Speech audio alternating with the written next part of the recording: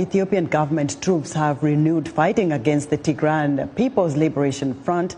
An airstrike on Wednesday killed 10 people in northern Tigray, only one day after 2 people were wounded in strikes on a local TV station and Mekelle University.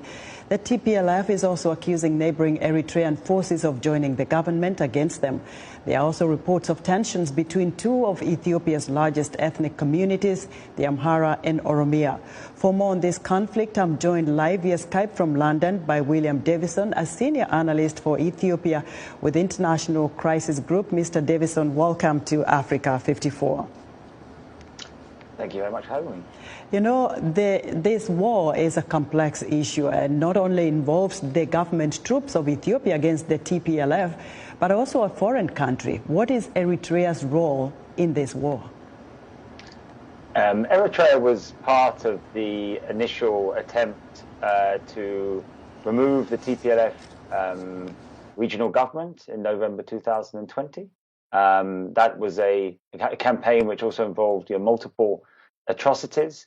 Eritrea's government, particularly its president, Isaias Afwerki, they are a long-time enemy and opponent of the TPLF. They fought as rebels in the 1980s. They fell out in the 1990s after Eritrea's independence in 1993, and then they fought a brutal war, Ethiopia versus Eritrea, when the TPLF was in charge in Ethiopia in 1998. So it is really the bitterness and the enmity created by that history that led to Eritrea's involvement there.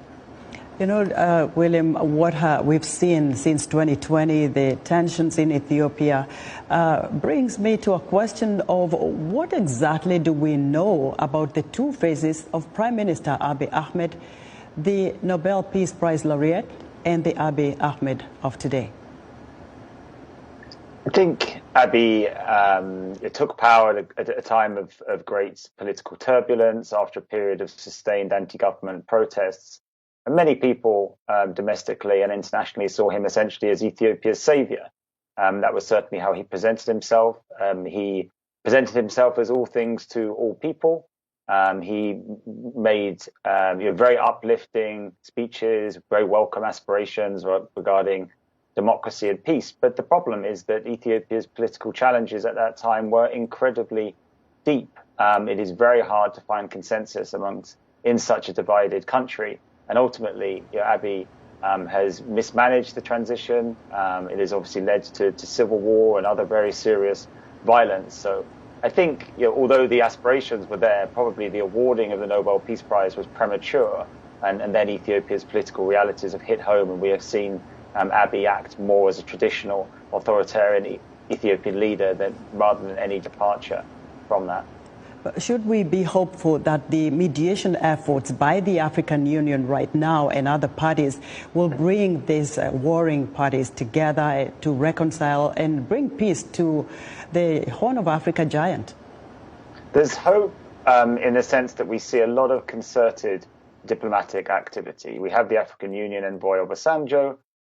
We have the US envoy Mike Hammer bringing representatives from Tigray's government and the federal government together in Djibouti, and there is generally an understanding we need an expanded and more robust international mediation here, and we see some sort of nominal commitments to peace from the parties. But what we don't have is agreement on some critical issues. Tigray wants a blockade on Tigray, commercial traffic, public services, to be lifted by the federal government before they're willing to enter into a truce. And this is the sort of thing that has taken us back to war 3 weeks ago. And unless those issues are resolved by those international actors, then we could well see another bout of sustained conflict here.